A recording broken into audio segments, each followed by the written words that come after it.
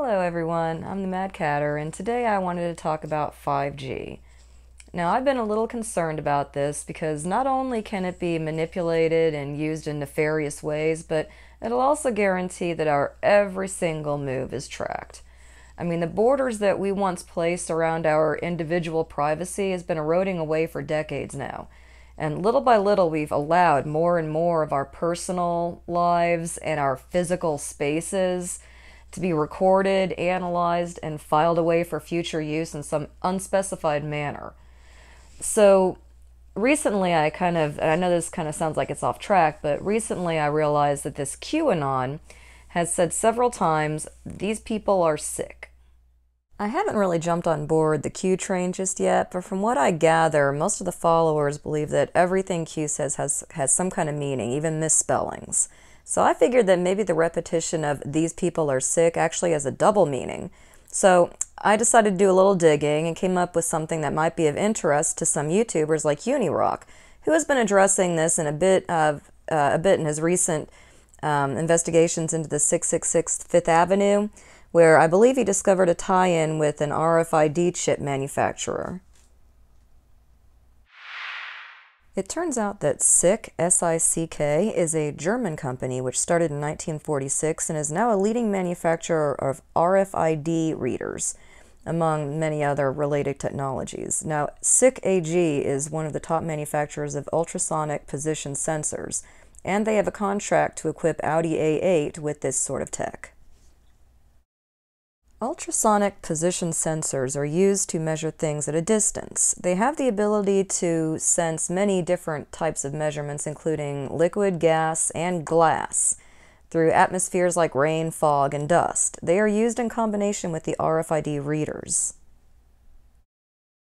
5G is quickly becoming a reality, and with it comes the absolute end of privacy. Not only will they be able to track your car, but they will have the ability to find out who is inside the vehicle and anything you're carrying, every grocery item you just bought. As you whiz down the interstate, sensors will be able to detect everything that passes by which contains an RFID chip. It's something that's really becoming much more prevalent and strong in the consumer goods and automotive industry across OEMs and end users. So back in the day, it used to be a lot of barcode reading and so on, but now we're seeing things like a reader with an antenna and a controller reading a number of tags. So actually in my hand right now, I have tags that the interrogator will read. So just to show you maybe how flexible it is as well as how fast it is, I'm going to throw it across the face of that interrogator. You can see it read all those tags actually within the bag. And so once it did that, it shows you that A, it's very quick, and B, it can read a lot of tags at one time. Something can be connected, it will be connected. Hundreds of billions of microchips connected in products from pill bottles to plant waterers. We must reject the notion that the 5G future will be the sole provenance of urban areas.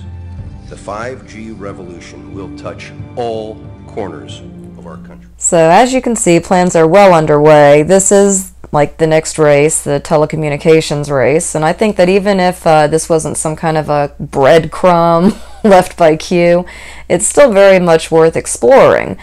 I mean, I feel like just in the last couple of decades, telecommunications has been leaping far beyond what we imagined telecommunications to be. According to Tom Wheeler in his book, Mr. Lincoln's T-Mails, the telegraph was the secret weapon Lincoln used to win the war. The technology we see emerging today allows the masses to be spied on and may even have the ability to be used for crowd control or as a military weapon. From what I can tell, there is no stopping progress. We're seeing things progressing faster and faster in technology. I doubt it's too far off when we stop caring about the world around us altogether.